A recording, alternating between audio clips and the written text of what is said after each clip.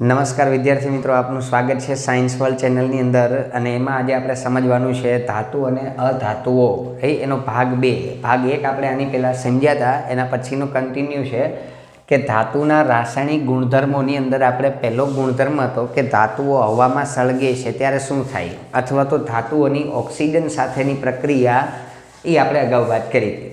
આજે આપણે બીજો ટોપિક સમજવાનો છે ધાતુઓની પાણી સાથેની પ્રક્રિયા, કે ધાતુઓ પાણી સાથે કેવી રીતે પ્રક્રિયા કરે છે.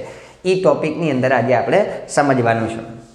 અને આ આપણા માટે મોસ્ટ આઈએમપી ટોપિક છે. આની અંદર જેટલું અહીંયા દર્શાવેલું છે એ તમને બધા લેક્ચરમાં કહીશ કે આ ખાસ આપણા માટે અગત્યનું છે.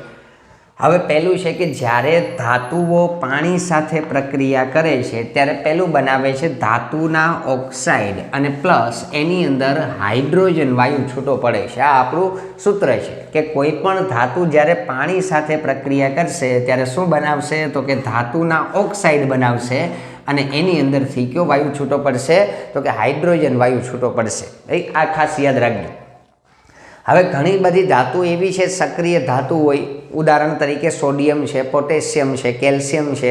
આ બધી ધાતુઓ એના ઓક્સાઇડ જે બને છે એ ફરી પાછા પાણી સાથે પ્રક્રિયા કરે છે અને બનાવે છે ધાતુના હાઇડ્રોક્સાઇડ. જે ઓક્સાઇડ બિના એના ઓક્સાઇડ ફરી પાછા પાણી સાથે પ્રક્રિયા કરી અને શું બનાવશે, તો કે ધાતુના હાઇડ્રોક્સાઇડ બનાવશે. તો ઘણા બધા ઉદાહરણ આની અંદર એવા આવશે જેમાં સીધા ઓક્સાઇડ નહીં બને, પરંતુ ડાયરેક્ટ શું બનશે, ધાતુના હાઇડ્રોક્સાઇડ બનશે.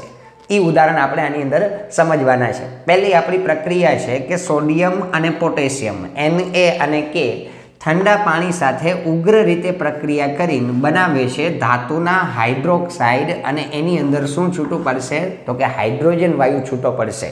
હવે આના આપણે સમીકરણ સમજવાના છે. અગાઉ આપણે વાત કરી કે ભાઈ સોડિયમ છે તો એનો સંગ્રહ કેરોસીનમાં કરવામાં આવે. શા માટે, તો કે હવાની અંદર ઉગ્ર રીતે પ્રક્રિયા કરે છે, વધુ સક્રિય ધાતુ છે એટલા માટે એનો સંગ્રહ છે કેરોસીનમાં થાય. હવે આને તમે પાણીમાં નાખશો તો પણ ધડાકા સાથે સળગે છે. શા માટે, તો કે સોડિયમ પાણી સાથે પ્રક્રિયા કરશે એટલે બનાવશે સોડિયમ હાઇડ્રોક્સાઇડ, અને એની અંદર ઉત્પન્ન થશે હાઇડ્રોજન વાયુ. હવે આ હાઇડ્રોજન છે એ દહનશીલ વાયુ છે, ધડાકા સાથે સળગે છે, તીવ્ર અવાજ આવે છે, અને આ જે પ્રક્રિયા છે એ ઉષ્માક્ષેપક પ્રક્રિયા છે. આની અંદર પુષ્કળ પ્રમાણમાં ઉષ્મા ઉત્પન્ન થાય. તો આપણે એનું સમીકરણ લખશું કે કેવી રીતે લખાય. તો પહેલાં આપણે વાત કરશું સોડિયમની પાણી સાથેની પ્રક્રિયા. તો સોડિયમ એટલે થશે Na પ્લસ કોની સાથે પ્રક્રિયા કરે છે, તો આપણે અહીંયા વાત કરી છે કે બધાની કોની સાથે પ્રક્રિયા કરવાની છે, પાણી સાથે. તો અહીંયા આપણે લખશું H2O, પાણી એટલે થશે H2O. હવે અહીંયા આ જે છે સક્રિય ધાતુ છે એટલે ડાયરેક્ટ બનાવશે ધાતુના હાઇડ્રોક્સાઇડ, એટલે અહીંયા બનશે સોડિયમ હાઇડ્રોક્સાઇડ, સૂત્ર થશે NaOH. અને છેલ્લે આપણે વાત કરી છે શું છૂટું પડશે, તો કે હાઇડ્રોજન વાયુ, જેને આપણે શેના વડે દર્શાવશું, H2. હવે આ જે પ્રક્રિયા છે ઉષ્માક્ષેપક પ્રક્રિયા છે, એટલા માટે આની અંદર ઉષ્મા ઉર્જા પણ અહીંયા લખી શકાય પ્લસ કરીને, કે પુષ્કળ પ્રમાણમાં ઉષ્મા ઉર્જા ઉત્પન્ન થાય છે. હવે આ જે સમીકરણ અહીંયા આપણે દર્શાવ્યું છે, હવે એને જુઓ તો તમે સમીકરણ સામાન્ય રીતે આપણે જે શબ્દો છે એને આપણે ટૂંકી રીતે દર્શાવી દીધા. હવે આ યાદ રાખવાનું, ગોખવા જશો તો યાદ નહીં રહે. સોડિયમ પ્રક્રિયા કરે પાણી સાથે, શું બનાવશે, તો કે ધાતુના હાઇડ્રોક્સાઇડ એટલે સોડિયમ હાઇડ્રોક્સાઇડ, અને છેલ્લે શું ઉત્પન્ન થશે, હાઇડ્રોજન વાયુ. આ સક્રિય ધાતુ છે એટલા માટે હાઇડ્રોક્સાઇડ બનાવશે. હવે આપણે સમીકરણને સમતોલિત કરવું છે. જો તો આપણને સમીકરણ સમતોલિત દેખાતું નથી, તો કેવી રીતે સમતોલિત કરવાનું, આપણે પહેલા ચેપ્ટરની અંદર આના વિશે આપણે બધા ભણ્યા હોય કે ભાઈ આ જે છે સમતુલિત કરવા માટેના ઘણા બધા એમાં નિયમ હોય, પણ આપણે સીધું યાદ રાખવાનું કેવી રીતે સમતુલિત થાય, તો ગણવાનું. જો હાઇડ્રોજન અહીંયા 2 છે, અહીંયા કેટલા છે, 1. 3 હાઇડ્રોજન આપણને નિપજમાં જોવા મળે છે. અહીંયા આપણને ખાલી કેટલા હાઇડ્રોજન જોવા મળે છે, 2 જ હાઇડ્રોજન જોવા મળે છે. તો આપણે એ હાઇડ્રોજનને સમતુલિત કરવાના છે. તો અહીંયા આપણે 2 છે અને આ 1, ટોટલ 3 છે. અહીંયા આપણે આગળ લખીએ છીએ 2, તો હાઇડ્રોજન આપણને કેટલા જોવા મળશે, 4 જોવા મળશે. હવે આ બાજુ જો 3 છે તો આની પણ આગળ આપણે કેટલા લખી નાખીએ, 2. તો હાઇડ્રોજન 2 અને પાછા 2 હાઇડ્રોજન એટલે 4 થઈ ગયા. અને અહીંયા સોડિયમની આગળ 2 લખ્યા છે તો અહીંયા કેટલા લખવાના છે, 2. આ આપણું સમતોલિત રાસાયણિક સમીકરણ છે. આવી રીતે આપણે યાદ રાખવાનું. બીજું ઉદાહરણ આપણે સમજીએ પોટેશિયમની પાણી સાથેની પ્રક્રિયા. તો પોટેશિયમ કે કોની સાથે પ્રક્રિયા કરશે, પાણી સાથે, એટલે આવશે H2O. અહીંયા ઈ પણ સક્રિય છે એટલે હાઇડ્રોક્સાઇડ બનાવશે, જેને કહેવામાં આવશે પોટેશિયમ હાઇડ્રોક્સાઇડ KOH પ્લસ છેલ્લે શું ઉત્પન્ન થશે? હાઇડ્રોજન વાયુ. જેમ ઉપરનું સમીકરણ સંતુલિત કર્યું છે એમ જ સંતુલિત કરવાનું હાઇડ્રોજન અહીંયા 3 છે, આ બાજુ 2 છે એટલે અહીંયા આગળ 2 મૂકી દઈએ તો 4 થઈ ગયા, અહીંયા 2 મૂકી દઈશું તો કેટલા થઈ જશે? 4. તો પોટેશિયમ 2 થઈ ગયા, તો અહીંયા આપણે મૂકશું 2. તો આ જે ધાતુ છે સોડિયમ અને પોટેશિયમ એ પાણી સાથે તીવ્ર રીતે ઉગ્ર રીતે પ્રક્રિયા કરે છે અને એમાં જે હાઇડ્રોજન વાયુ ઉત્પન્ન થાય છે એ હાઇડ્રોજન આગ લગાડી શકે છે, એટલું તીવ્ર રીતે ઉત્પન્ન થાય છે. આ પહેલો ગુણધર્મ છે પહેલી ધાતુનો. બીજું આવશે કેલ્શિયમની પાણી સાથેની પ્રક્રિયા ઓછી તીવ્ર હોય એટલે આ એટલી બધી ઉગ્ર હશે નહીં. આમાં હાઇડ્રોજન વાયુ ઉત્પન્ન થાય પણ એ હાઇડ્રોજન આગ લગાડવા માટે સક્ષમ હોતો નથી. એની અંદર આગ ઉત્પન્ન થાય એટલી તીવ્ર પ્રક્રિયા જોવા મળશે નહીં. એટલે યાદ રાખજો કે આ કેલ્શિયમ છે એ પણ ઠંડા પાણી સાથે પ્રક્રિયા કરે છે, પરંતુ પ્રક્રિયા કેવી હશે? ઓછી તીવ્ર હશે. આ જે પ્રક્રિયા હતી ઉગ્ર હતી, તીવ્ર પ્રક્રિયા હતી. હવે આનું આપણે સમીકરણ લખશું તો કેલ્શિયમ એક જ પોઈન્ટ યાદ રાખવાનો, Ca કોની સાથે પ્રક્રિયા કરે છે? પાણી સાથે. લાવશે H2O, આ પણ હાઇડ્રોક્સાઇડ બનાવશે એટલે બનશે કેલ્શિયમ હાઇડ્રોક્સાઇડ.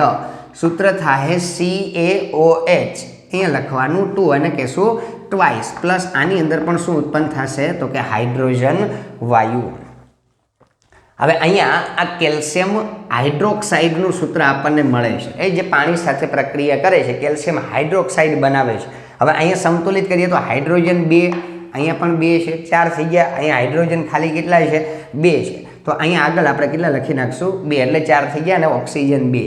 સમીકરણ આપણું કેવું થઈ ગયું? સમતોલિત. તો કેલ્શિયમ પાણી સાથે પ્રક્રિયા કરશે, કેલ્શિયમ હાઇડ્રોક્સાઇડ બનાવશે પ્લસ શું છૂટું પડશે? તો કે હાઇડ્રોજન વાયુ છૂટો પડશે. ત્રીજી ધાતુ છે મેગ્નેશિયમ. આ આપણા માટે MCQ માટે અગત્યનો પોઈન્ટ છે કે મેગ્નેશિયમ છે એ ઠંડા કે કોઈ પણ ઠંડા પાણી સાથે પ્રક્રિયા કરતી નથી. તો કોની સાથે પ્રક્રિયા કરે? તો મેગ્નેશિયમ એવી ધાતુ છે જે ખાસ કરીને ગરમ પાણી સાથે પ્રક્રિયા કરે, ઠંડા પાણી સાથે પ્રક્રિયા કરતી નથી. ઠંડા પાણી રહીને કોઈ મતલબ નથી. તો મેગ્નેશિયમ છે એ ગરમ પાણી સાથે પ્રક્રિયા કરે છે, તો એની અંદર સક્રિય ધાતુ છે મેગ્નેશિયમ હાઇડ્રોક્સાઇડ જ બનશે. સમીકરણ આપણે લખશું અહીંયા, મેગ્નેશિયમ દર્શાવવામાં આવશે Mg વડે. કોની સાથે પ્રક્રિયા કરે છે? તો કે પાણી, એટલે આપણે દર્શાવશું H2O. હવે આ પાણી કેવું છે? તો કે ગરમ પાણી છે, ઠંડુ નથી. તો અહીંયા આપણે લખવું પડે, દર્શાવવું પડશે પાણી છે એ કેવું છે? ગરમ પાણી છે. એટલે અહીંયા બનશે મેગ્નેશિયમ હાઇડ્રોક્સાઇડ MgOH કાઉન્સની બહાર આવશે ટ્વાઇસ પ્લસ કયો વાયુ છૂટો પડશે? હાઇડ્રોજન વાયુ છૂટો પડશે. સમીકરણ સંતુલિત કરો તો આ જે સમીકરણ લખ્યું એના જેવું છે. H2O ની આગળ અહીંયા કેટલા મૂકશું? 2, એટલે બે બાજુ હાઇડ્રોજન છે એ આપણને સમાન જોવા મળશે. આ આપણી પ્રક્રિયાઓ છે જે પાણી સાથે ધાતુઓ આવી રીતે પ્રક્રિયા કરે છે. હવે યાદ રાખવાનું છે બીજી ધાતુઓ છે 3, એલ્યુમિનિયમ, ઝીંક અને લોખંડ. આપણે આને ટૂંકમાં યાદ રાખશું અલ્ટોજેન અને ફરારી. ભાઈ આ આપણે યાદ રહે કે અલ્ટોજેન અને ફરારી એટલે થાય એલ્યુમિનિયમ, ઝીંક અને લોખંડ. એલ્ટો આ જેન અને આ શું આવશે? ફરારી. હવે ઈ પાણી સાથે પ્રક્રિયા કરતી નથી, એટલે એને પાણી હારે કોઈ મતલબ નથી. આ ગાડીઓ આપણે યાદ રાખશું પાણીથી હાલશે નહીં. તો એ કોની સાથે પ્રક્રિયા કરે છે? તો કે પાણીની વરાળ સાથે પ્રક્રિયા કરે છે. હવે આ મેગ્નેશિયમ ગરમ પાણી સાથે પ્રક્રિયા કરે. આ 3 ધાતુ એવી છે કે જે કોની સાથે પ્રક્રિયા કરે છે? પાણીની વરાળ સાથે. તો અલ્ટોજેન અને ફરારી પાણીની વરાળ સાથે પ્રક્રિયા કરે છે. હવે વરાળ એટલે પાણી છે એ એવી અવસ્થા છે કે જે પદાર્થની જે કુદરતી 3 અવસ્થા છે, ઘન, પ્રવાહી અને વાયુ, 3 સ્વરૂપે આપણને જોવા મળે છે. તો આપણે પહેલી પ્રક્રિયા લખશું એલ્યુમિનિયમની. તો પહેલાં આપણે લખશું એલ્યુમિનિયમ Al. પ્રક્રિયા કોની સાથે કરે છે? તો કે પાણીની વરાળ, એટલે H2O. અહીંયા કાઉન્સમાં અવસ્થા દર્શાવવી જરૂરી છે, G એટલે ગેસ, પાણીની વરાળ. આ બે વચ્ચે પ્રક્રિયા થશે. તો હવે આ શું બનાવશે? તો કે આ ધાતુના ઓક્સાઇડ બનાવે. હવે એ હાઇડ્રોક્સાઇડ બનાવશે નહીં, અહીંયા બનશે એલ્યુમિનિયમ ઓક્સાઇડ, જેનું સૂત્ર થશે Al2O3 પ્લસ આની અંદર છૂટું પડશે હાઇડ્રોજન વાયુ. આ પોઈન્ટ ખાસ એટલે ખાસ યાદ રાખવાનો. જ્યારે એલ્યુમિનિયમ પાણી સાથે પ્રક્રિયા કરે છે તો એ પાણીની અવસ્થા દર્શાવવાની, કારણ કે પાણીની વરાળ છે. પ્રોપર પાણી સાથે પ્રક્રિયા કરતું નથી. એટલે એલ્યુમિનિયમ H2OG એટલે થશે પાણીની વરાળ. શું બનશે તો કે એલ્યુમિનિયમ ઓક્સાઇડ, સૂત્ર બનશે Al2O3 અને છેલ્લે કયો વાયુ છૂટો પડશે H2 એટલે હાઇડ્રોજન વાયુ આની અંદર છૂટો પડે છે. આ પોઈન્ટ યાદ રાખવાનો. હવે સેમ ઝીંકની પણ પ્રક્રિયા કરશો તો એ પણ પાણીની વરાળ સાથે જ પ્રક્રિયા કરશે. ઝીંક ઓક્સાઇડ બનાવશે, આ લોખંડી છે આયન ઓક્સાઇડ બનાવશે. એવા સેમ આવા સમીકરણ આવશે, બે સાથે પ્રક્રિયા કરશે. પરંતુ અહીંયા આપણા માટે અગત્યનો પોઈન્ટ એ છે કે જ્યારે તમે પાણી દર્શાવો છો ત્યારે એની અંદર વરાળનું સ્વરૂપ દર્શાવવું. એટલે H2O કાઉન્સની અંદર શું લખવાનું? G લખવાનું. એટલે અહીંયા પાણીની વરાળ આપણે દર્શાવેલી છે. અને છેલ્લો પોઈન્ટ છે લેડ, કોપર, ચાંદી અને સોનું. આ 4 ધાતુઓ છે. લેડ, કોપર, ચાંદી અને સોનું આ પાણી સાથે કોઈ પણ પ્રકારની પ્રક્રિયા કરતી નથી. સહેજ પણ પ્રકારની પ્રક્રિયા થશે નહીં. એટલે પાણી હારે એને કોઈ મતલબ છે નહીં. તમે લોખંડને અહીં તમે સોનું અથવા ચાંદીને પાણીમાં રાખશો તો કોઈ પણ પ્રકારની પ્રક્રિયા થતી નથી, કારણ કે એ નિષ્ક્રિય ધાતુઓ છે, પાણી સાથે પ્રક્રિયા દર્શાવશે નહીં. આ પોઈન્ટ આપણે યાદ રાખવાનો છે.